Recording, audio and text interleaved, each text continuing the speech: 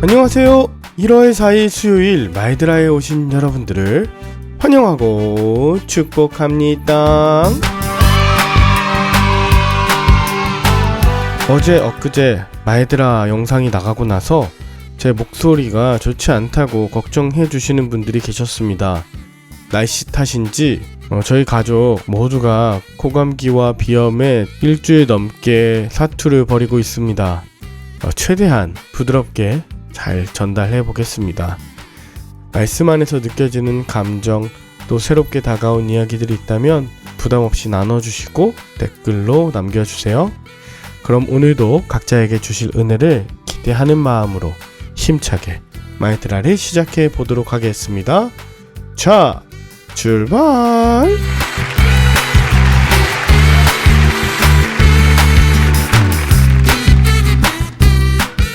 오늘은 요한복음 3장입니다. 오늘 본문에는 바리새인이자 산헤드린 공회원이었던 니고데모가 한밤중에 예수님을 찾아오는 것으로 시작되어 그리고 예수님이 하나님께로부터 오신 선생님이라고 고백을 합니다. 이에 예수님은 니고데모에게 사람이 물과 성령으로 거듭나지 않으면 하나님 나라를 볼 수도 없고 이후에 들어갈 수도 없다고 말씀하세요. 한밤중에 예수님을 찾아온 니고데모는 유대인의 선생이자 지도자이며 경건한 바리새인이었습니다.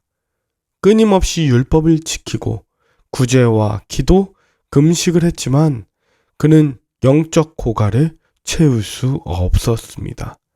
게다가 그는 바리새인이었기에 부활신앙을 믿었는데 여기에 관한 영적인 고민이 심각해졌던 것입니다. 이 영적 고갈과 영적 고민이 심각해진 니고데모가 예수님께 찾아왔을 때 예수님은 사람이 물과 성령으로 거듭나야 한다고 말씀하시죠. 여기에서 말하는 물은 율법과 종교적인 행위로 인해서 구원을 얻을 수 있다고 착각하는 옛 자아가 완전히 죽는 세례에 관련한 일이고, 또 성령은 영생과 관계가 있습니다. 예수님은 이 물과 성령을 통해 니고데모가 율법적인 행위 구원으론 만족을 얻을 수 없는 공허한 상태는 계속될 것이며 그 상태에는 주님의 영으로 다시 사는 부활도 믿을 수 없는 상태가 될 것이라고 콕 집어서 물과 성령으로 거듭나라고 말씀하신 것입니다.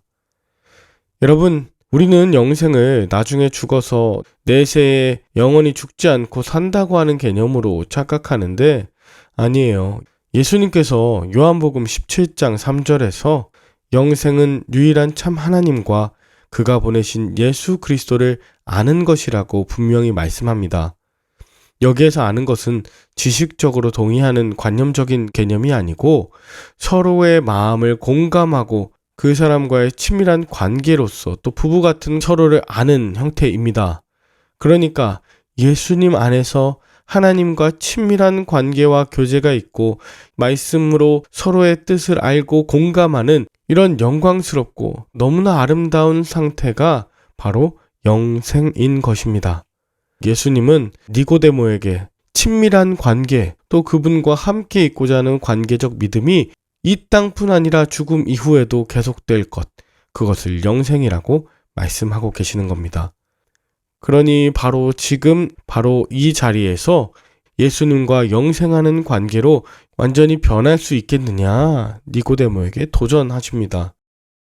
그러나 안타깝게도 오늘날 니고데모와 같이 영적으로 또 관계적으로 예수님과 친밀하지 못하며 갈급해하는 그런 종교인인 그리스도인들이 얼마나 많습니까?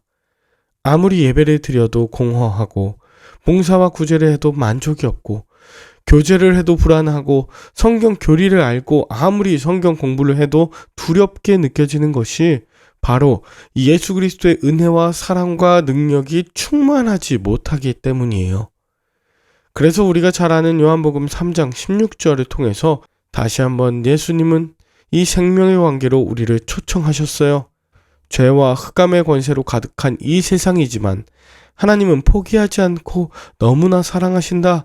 그리고 그 외아들을 보내 그를 믿는 자마다 생명의 관계로 초청해 구원을 얻게 하신다는 이렇게 놀라운 기쁜 소식, 즉 복음을 우리에게 알려주시는 것이죠. 그를 믿지 않으면 이미 심판을 받은 것과 다름이 없습니다. 여기에 심판이라고 하는 단어는 정죄하다라는 뜻인데요. 예수님이 주시는 그 은혜와 기쁨이 없어서 서로 정죄하고 판단하는 그런 가정, 교회가 그렇다고 한번 상상해 보십시오.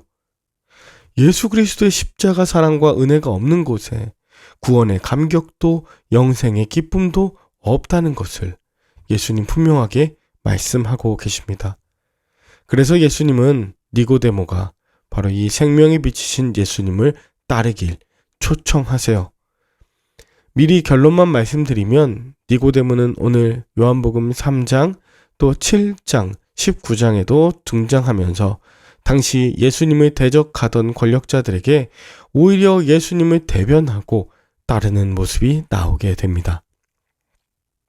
성령 안에서 거듭나 하나님 나라를 보고 또 들어갈 수 있는 이 놀라운 구원이 가능한 이유는 오늘 본문 3장 16절에 대표적으로 나오는데 하나님이 타락하고 어두운 세상마저 사랑하시고 또 구원하시기 위해 그의 아들 독생자 예수 그리스도를 보내셨다. 이 성육신 사건에서 찾아볼 수 있습니다. 이것은 하나님이 세상을 심판하시기 위함이 아니라 이 아들을 믿는 자마다 모두 멸망하지 않고 영생을 얻게 하시려는 구원과 은혜의 사건을 구원의 길을 여신 은혜의 사건이었습니다. 그러나 세상은 예수님의 구원의 초청을 받지 않습니다. 빛이 세상에 왔지만 악을 행하는 자들은 이 빛을 미워했고 구원받기를 거절한 그들은 이미 심판을 받은 것과 같습니다. 한편 세례 요한의 제자들이 요한에게 와서 사람들이 모두 예수님께로가 세례를 받는다고 전하자 자신은 그리스도가 아니며 그 앞에 보내심을 받은 자라고 진심으로 기뻐합니다.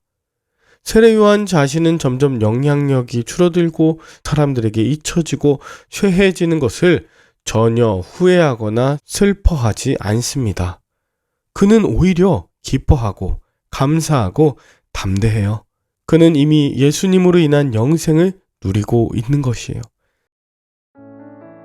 사랑하는 우리 마이드라 식구분들 중에 자신이 이전과는 달리 건강과 물질과 사람들에게 끼치는 영향력 등 많은 것이 쇠해짐을 경험하는 분들 계시다면 오히려 그때 예수님을 자랑하고 친밀한 관계로서 영생을 경험하십시오.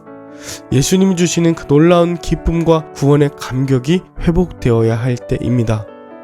이전에 행했던 종교적 열심들과 행위들을 자랑하지 마시고 34절에 나온 것처럼 하나님이 보내신 이는 하나님의 말씀을 하나니 이는 하나님이 성령을 한량없이 주심이니라 말씀하면서 앞으로도 하나님의 말씀을 듣고 말씀을 하시고 성령으로 충만한 분들 다 되실 수 있기를 간절히 바랍니다. 함께 기도할까요?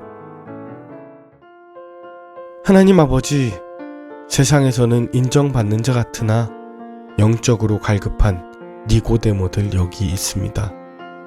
세상에서는 점점 위축되고 쇠하는 듯한 세례 요한도 여기 있습니다. 주의 말씀으로 새롭게 태어나고 또 담대하며 강건하도록 성령을 부어 주시옵소서. 말씀으로 충만하여 예수 그리스도 안에서 날마다 하나님의 뜻을 알며 영생을 살게 하여 주시옵소서. 그 크신 하나님의 사랑, 한없는 은혜, 놀라운 능력으로 인하여 구원을 얻게 하심에 다시 한번 감사드리며 우리와 영생하시는 예수님의 이름으로 기도 올리옵나이다. 아멘. 오늘도 좋은 하루 보내시길 바라며 저는 내일 다시 찾아뵙도록 하겠습니다. 샬롬.